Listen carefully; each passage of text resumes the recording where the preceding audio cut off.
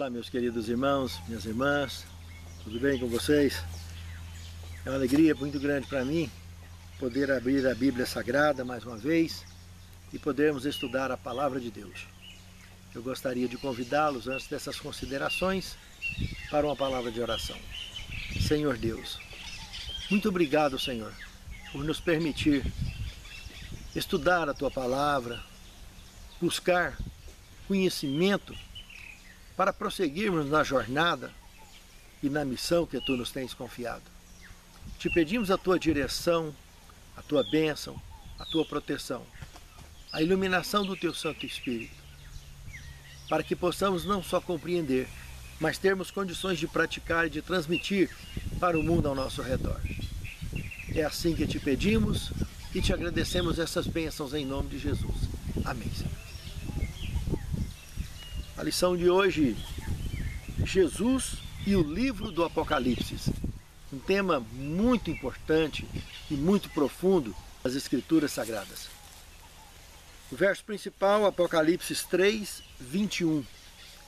Ao vencedor darei o direito de sentar-se comigo no meu trono, assim como eu também venci e sentei-me com meu Pai no seu trono.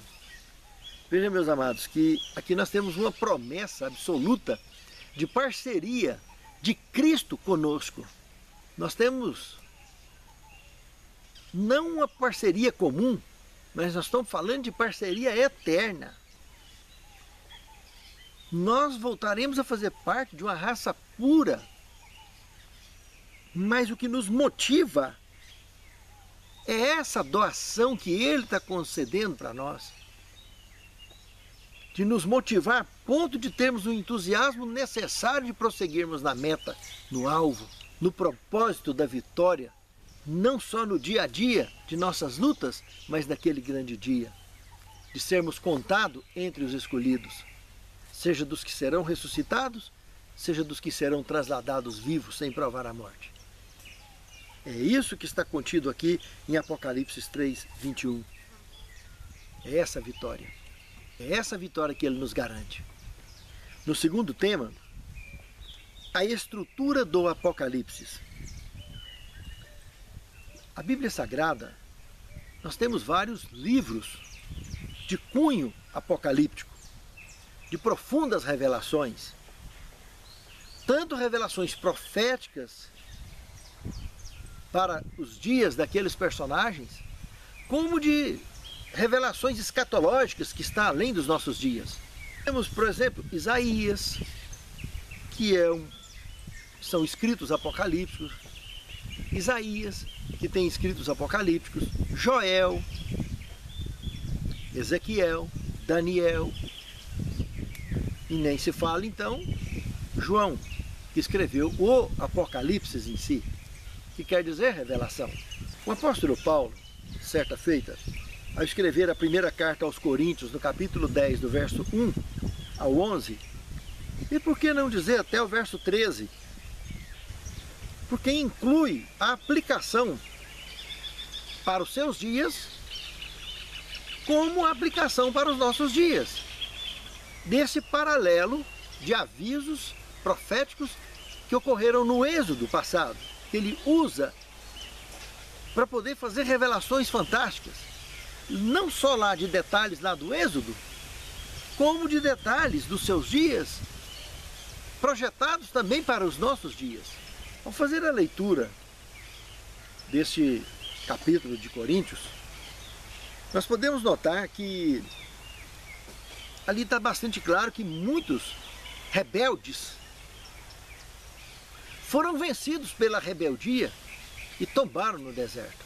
Também outros, como revela o contexto, se convenceram a assistir tão grandes manifestações de Deus e acabaram se convertendo. Não só se convenceram, como se converteram, fruto da obra do Espírito, que é convencer o mundo do pecado, da justiça e do juízo. Mas nós vimos numa lição anterior, fazendo um paralelo, que no período em que Israel, por exemplo, foi levado para a Babilônia, nos dias de Nabucodonosor, Nabucodonosor só cair do cavalo não adiantou, ele teve que pastar para aprender. Mas tem gente que nem pastando, como eu comentei naquela lição, nem pastando aprende. Como foi o caso do neto dele, Belsazar. Já era caso perdido. Assim lá no deserto já aconteceu isso. E hoje na igreja continua desse jeito. Uns pastam de um jeito, outros pastam do outro. Para aprender e não aprende. Alguns aprendem. E alguns se salvam. Mas o que Paulo está tentando mostrar aqui, comparando com a estrutura apocalíptica, é que a revelação sagrada, a Bíblia toda, tem esse propósito de apontar para a salvação, ainda que seja pelo ministério do amor, ainda que seja pelo ministério da dor. Se a revelação nos alcança e nos convence através do Espírito Santo, glória a Deus. E esses apelos apocalípticos, nessas revelações sagradas, todos nós vivemos nossos momentos de revelação na vida. Quantas e quantas vezes já descobrimos coisas que nós imaginamos que jamais iríamos descobrir, na nossa própria vida mesmo. E na Bíblia, dentro da palavra de Deus, dá a impressão que a gente nunca tinha ouvido falar nisso, nunca tinha visto escrito isso na Bíblia. E está lá.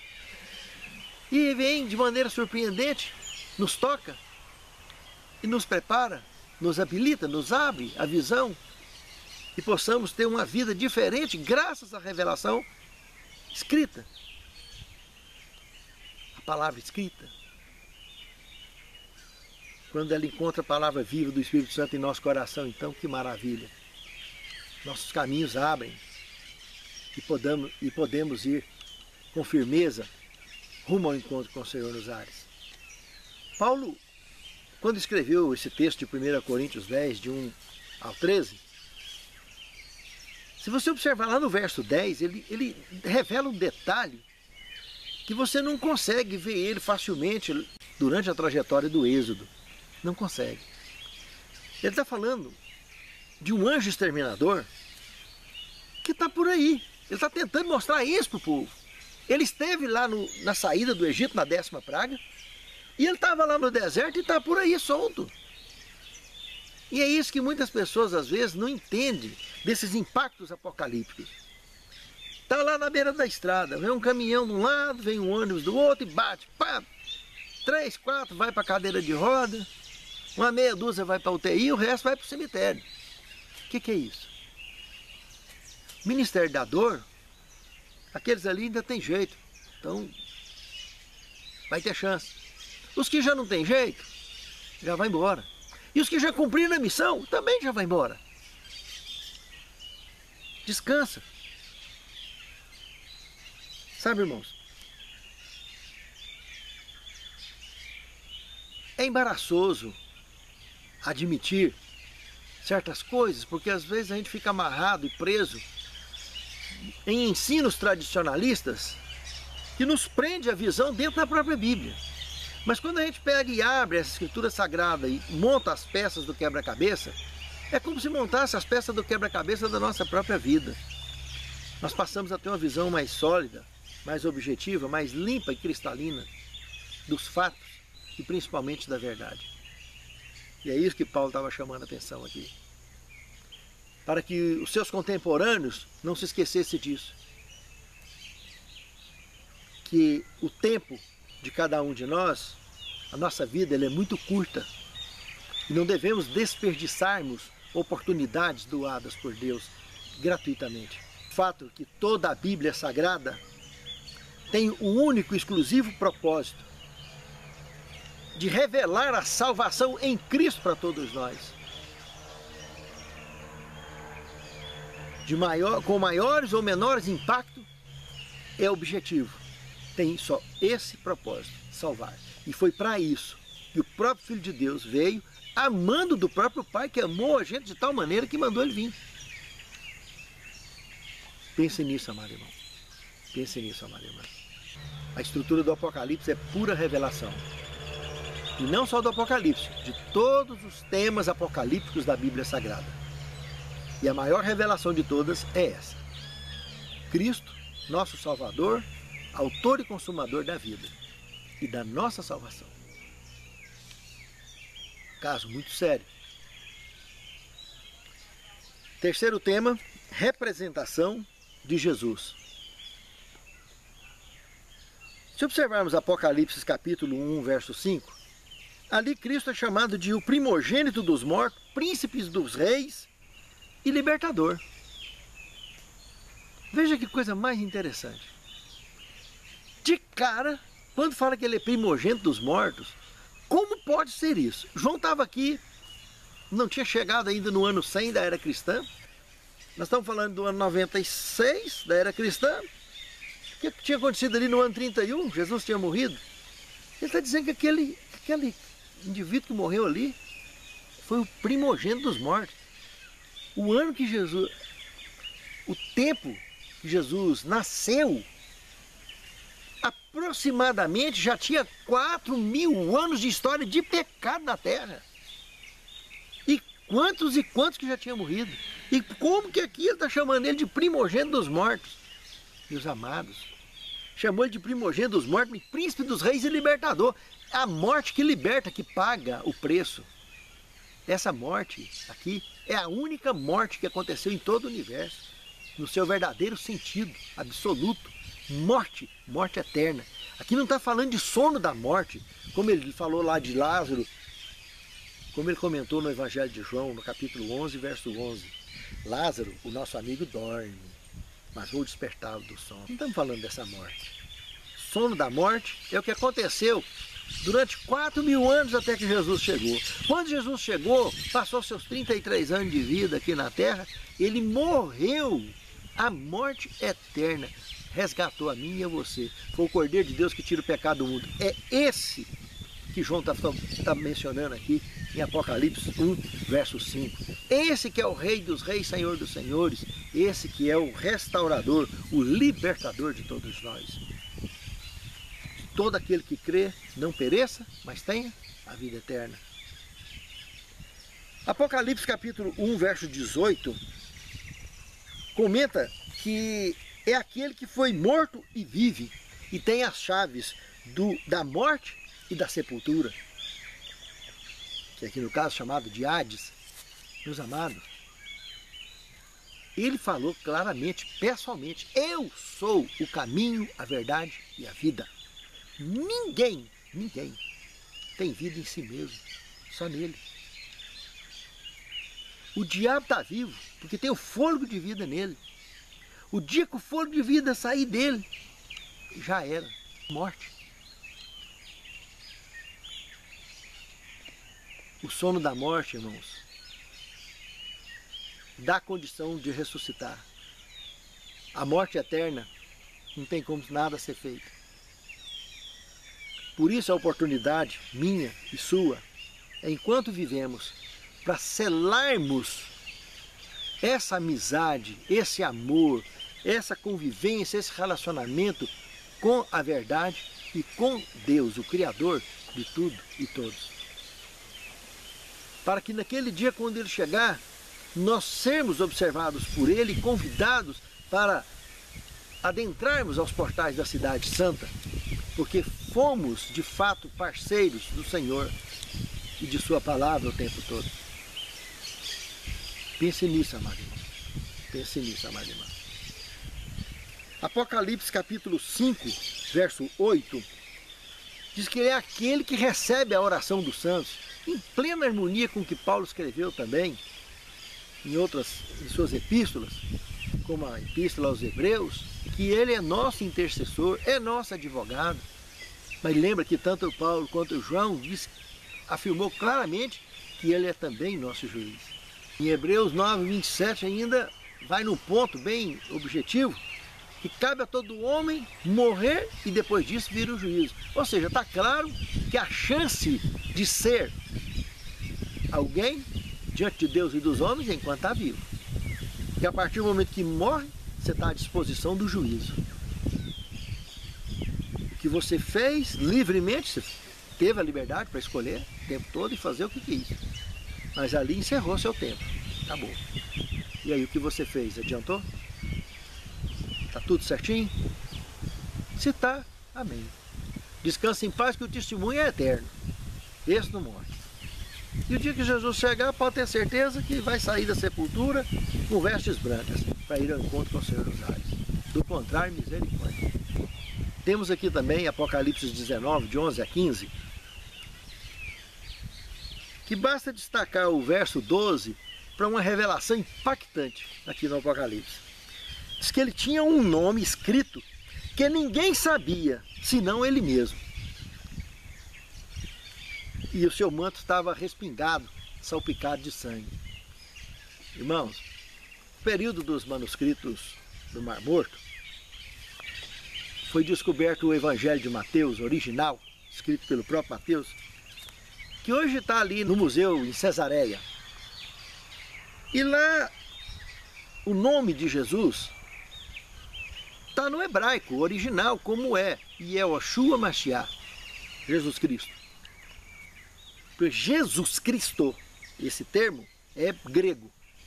E Jesus não recebeu o nome de Jesus, ele recebeu o nome de Yehoshua. Só que tem pessoas que, como se isso fosse a última cocada do planeta. Irmãos, teve uma ocasião que Jesus estava lá pregando e chegaram os gregos que queriam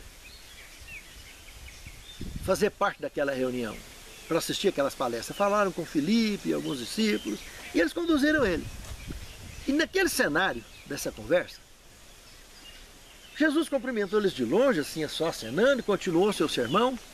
E aconteceu uma coisa muito impactante. Aparece a voz do pai, diante de todo mundo ali, e começa a conversar com o filho, de forma pública. Mas observe que detalhe mais curioso. A língua que ele estava falando com o filho era uma língua que não era conhecida aqui do nosso planeta mais. Lá em Gênesis capítulo 11, fala que até ali, que por volta do 2000 a.C., até ali falou uma só língua o planeta Terra. Era um idioma universal, falava aqui o resto do universo. Só que ali, pela ocorrência da Torre de Babel, foi badernada a língua do povo. E esse idioma sumiu, esse idioma universal já era, não tem notícia dele mais. A primeira notícia dele depois disso é aí, quando o pai estava falando no idioma universal, evidentemente com o filho. Que é esse nome que ele tem e escritas que ninguém sabe, porque nós não participamos disso. De 2000 para cá ninguém tem noção disso mais. Por isso que a população que estava ali ouvindo, aqueles ouvintes, se dividiram em dois grupos. Uns mais refinados, que perceberam que era uma linguagem inteligível, contudo desconhecida. E disse, não, ele está falando com o pai, ele está falando com o anjo. E outros, não, isso é trovão. Sabe, irmãos? O nome de Jesus, não importa se nós estamos chamando em grego, em português, em japonês, em hebraico, o nome de fato e a linguagem universal nós só vamos conhecer no futuro. Ninguém sabe hoje, não tem noção.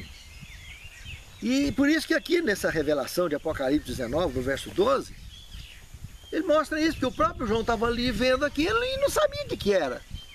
E deixou claro que ninguém vai saber, até que ele revele isso. Mas observe que detalhe mais curioso. Seja lá o nome e o idioma original do universo, esse personagem estava com as vestes salpicadas de sangue. Ele foi o que João Batista apontou o dedo e disse, eis o Cordeiro de Deus que tira o pecado do mundo. Ele morreria a morte eterna. Ele ressuscitaria da morte eterna justamente porque não teve pecado, mesmo que ele suou sangue lá no Getsemane, sabendo que tipo de morte que ia sofrer. Ele desceu e levantou para a honra e glória de Deus e a nossa vitória nele. Graças a Deus, podemos dizer, estamos salvos, graças a ele. Mas cabe a mim e a você decidir se realmente quer continuar salvo e continuar andando. Então é muito gostoso a revelação do Apocalipse, quando ela mexe nessas milíndrias tão salutares para a nossa fé. Também temos aqui Apocalipse capítulo 21, o verso 6, que comenta sobre a mesma revelação que ele traçou para a mulher samaritana, lá no Evangelho de João capítulo 4. Ele tratando de uma tal de fonte de água da vida. E em poucas e boas é o mesmo que ele falou para a mulher, que ele é a vida. Ele é o princípio e o fim.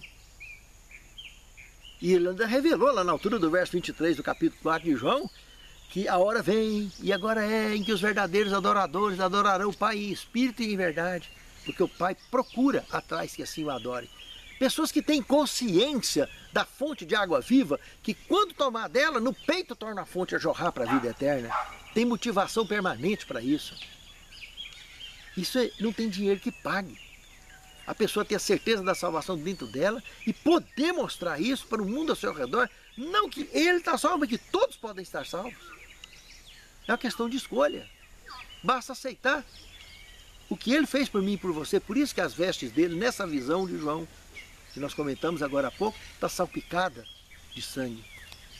O sangue que nos salvou. O sangue que nos salva. O sangue que nos conduzirá à redenção eterna. Nos devolverá a condição de raça pura. Basta que aceitemos tomar do gole dessa água da vida, da fonte da vida eterna. É muito legal isso, meus irmãos. Quarto tema. O tema do santuário no Apocalipse. Ei, agora aqui a turma mexe nos negócios que não precisava tanto, mas é gostoso. É uma matéria boa de mexer. Aqui está citando dois textos bíblicos para nós estudarmos, que é Apocalipse 4, de 1 e 2, e Apocalipse 11, 19. Na realidade, são textos distintos, que o Apocalipse 11, 19, sim, esse está tratando claramente, nós vamos comentar, do santuário celeste. Agora, Apocalipse 4, 1 e 2, não. Apocalipse 4, 1 e 2 está tratando do mesmo assunto que Ezequiel capítulo 1, capítulo 8, capítulo 9, capítulo 10 tratou. Está tratando de uma visão de querubins. Mas de forma curiosa, nos vincula sim ao santuário, nós vamos ver por quê. Quando se observa nas características desses querubins, tanto aqui em Apocalipse 4, quanto lá em Ezequiel, que eles tinham brasões de identificação semelhantes, como o brasão de leão, como o brasão de homem, como o brasão de águia e como o brasão de touro. Esse touro, propriamente dito, esses brasões, na realidade, são símbolos, identificam formas missionárias desses querubins. Veja que o touro, por exemplo, quando a gente olha lá em Levítico, no dia da expiação do santuário, o sacerdote tinha que sacrificar um touro por ele, antes dele poder pensar em proceder no sacrifício pelo povo e pelo santuário, que envolveria o cordeiro pelo povo e envolveria o bode expiatório e emissário para o santuário. O emissário seria conduzido ao deserto e o expiatório seria sacrificado pelo santuário. Então esse touro é um dos 4 brasões que estava aqui mencionado em Ezequiel e em Apocalipse também, para mostrar que está tratando do mesmo assunto. Observe que a diferença aí, nesse caso, das duas visões, é só a questão de época. Ezequiel estava há mais de 500 anos antes de Cristo, quando teve a sua visão, e foi arrebatado também, e João estava ali próximo do ano 100 da era cristã, e foi arrebatado também. Se observarmos Ezequiel, capítulo 1, verso 1, nós estamos tratando de 5 de julho de 592 a.C., quando ele teve a primeira visão desses querubins. A segunda visão dos querubins, podemos observar em Ezequiel 8, verso de 1 ao 3, já chegamos a 5 de setembro de 591, no ano seguinte. Ele estava ali na beira do rio Quebar, quando ele teve essa visão. O rio Quebar era uma região de irrigação, próximo ali do Eufrates, quando ele teve essa visão. E lá no verso 3, aqui do capítulo 8, ele foi pegado pela trancinha, colocado nesse querubim e levado lá para Jerusalém, aonde desenrola então o capítulo 9 do livro de Ezequiel. E Deus começa a mostrar para ele o que ia acontecer daqui 5 anos, por que ele ia deixar destruir. Já havia tido deportações anteriores, e agora estava tendo a visão da deportação, que seria a terceira, que permitiria a destruição da cidade e do templo. E por quê? O profeta então começa a andar, ele foi trasladado, ele foi arrebatado 1.650 km de distância. E ele começa a andar no meio do povo lá, no meio do templo e tudo, e começa a revelar tudo que estava acontecendo ali, as abominações que o povo estava praticando, por que não tinha remédio, não tinha recurso. E ele escreveu tudo, tudo que ele viu ali, o que daqui a 5 anos iria acontecer de forma lamentável. E para isso, ele lá, quando caiu em cena de novo lá na Babilônia, na região do Quebar, ele começou a pregar para os cativos ali. O que estaria acontecendo ali, o que ia acontecer ali, como Jeremias previu o que aconteceu até ali. Exatamente 5 anos antes da destruição, que se daria então no ano 586 a.C. Se observarmos Apocalipse 4, 1 e 2, João, ele vê ali o mar de vidro, uma portinha, né, em cima de um trono, ali em cima, e ele foi arrebatado até naquela porta. E dali ele viajou no espaço e no tempo, revelando diversas e diversas profecias do que aconteceria não só aos seus contemporâneos, como a mim e a você. Detalhes fantásticos que o livro do Apocalipse mais do que ninguém detalhou. Isaías viu muita coisa bacana também, viu o futuro, a nova terra, o novo céu, a nova terra, mas João viajou com muito detalhe. Ezequiel, no capítulo 1, no verso, nós podemos perceber também esse mesmo mar de vidro, de cristal e etc.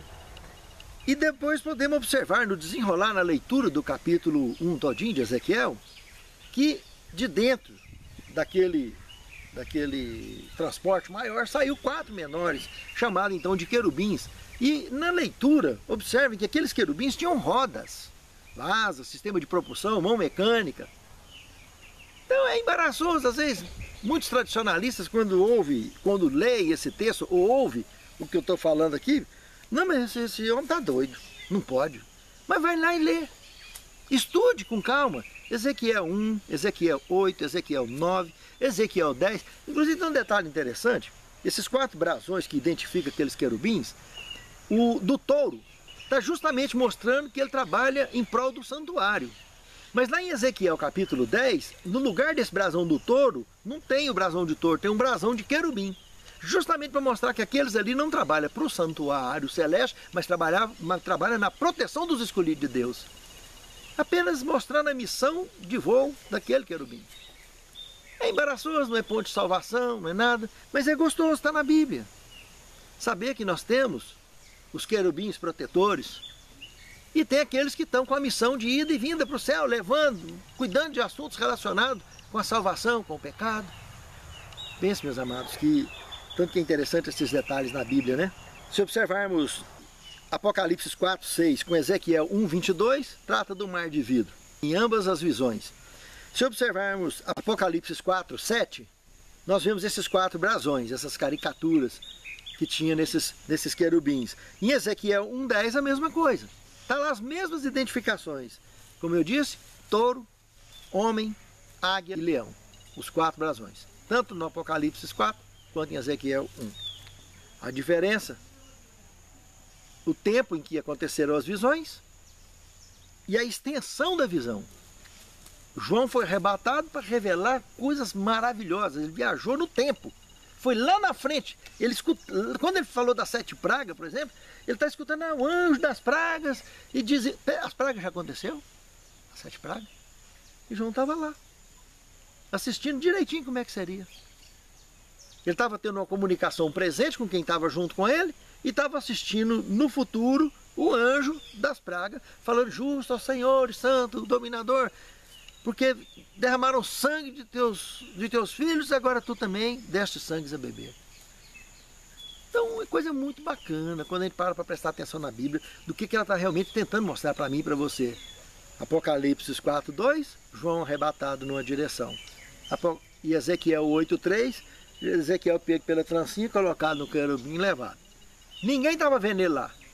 Ele estava vendo todo mundo e ouvindo todo mundo. E ninguém via e nem ouvia ele. E está tudo escrito aqui o que ele estava vendo. E ele chegou lá e contou para os companheiros dele lá, para os cativos que estavam na Babilônia, e quantos se converteram.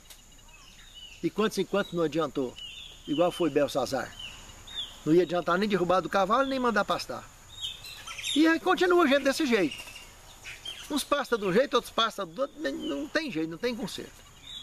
capim duro ou capim mole, vai embora só ralando. Agora, quando adianta, aí vale a pena. Não interessa se é capim duro ou capim mole, se é grama, se é braquiária, se é bambu ou o que é. O que importa é que o ministério do amor, o propósito principal da revelação, é a minha e a sua salvação. Pense nisso, amado irmão. Pense nisso, amado irmão. Agora, quando entramos no Apocalipse 11, 19, esse texto aí sim, está tratando exclusivamente do santuário, que, com um detalhe muito curioso, a Arca do Concerto, que tanta gente vive procurando para cá e para lá, está aqui o endereço. É o mapa do tesouro da Arca da Aliança. Está aqui, ó, também, Apocalipse, capítulo 11, verso 19. Está lá no céu. Não precisa de procurar, está lá.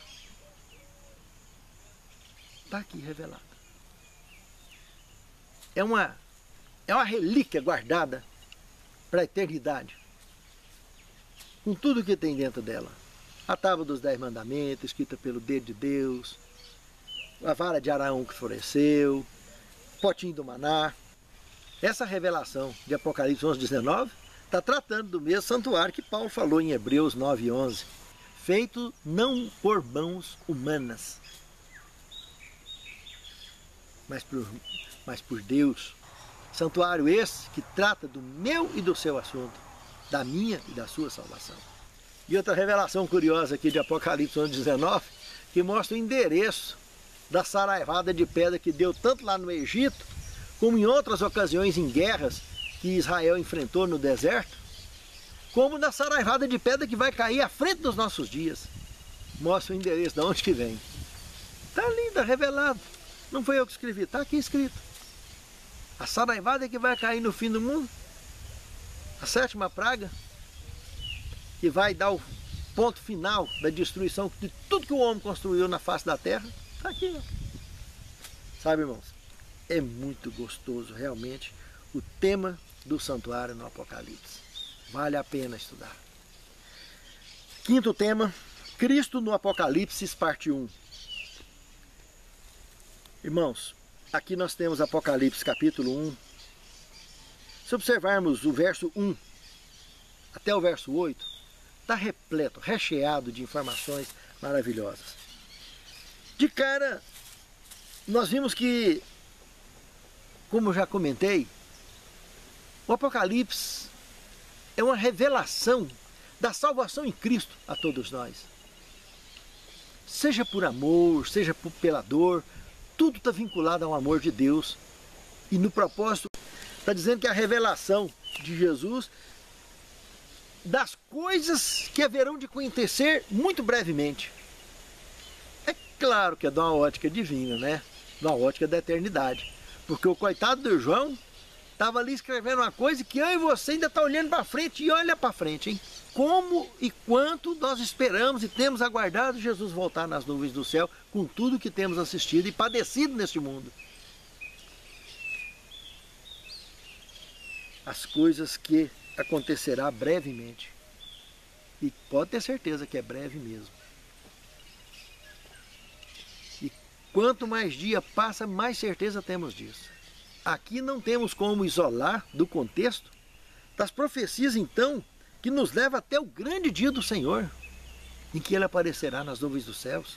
Porque Cristo, na realidade, é o caminho, é a verdade e é a vida. O tempo todo revelado nos impactos do que acontece na minha e na sua vida, nos impactos da revelação profética, nos impactos da história deste mundo, no impacto da história do universo. Tudo nos revelando como o grande Salvador, alfa e ômega, princípio e fim. Como comenta então no verso 8 do texto que nós estamos estudando. 6º tema, Cristo no Apocalipse, parte 2.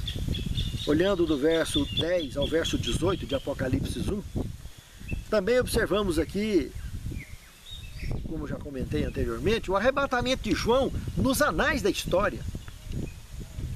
Tanto viajando no passado, revelando detalhes lá do Gênesis, como nós vimos lá em Apocalipse capítulo 12, do verso 7 ao 12, Miguel, Cristo na época do Antigo Testamento, então, ele e seus anjos, batalhando contra o dragão e os seus anjos, serpente envolvida na questão, esse termo mostrando que era um acontecimento relativo ao Gênesis.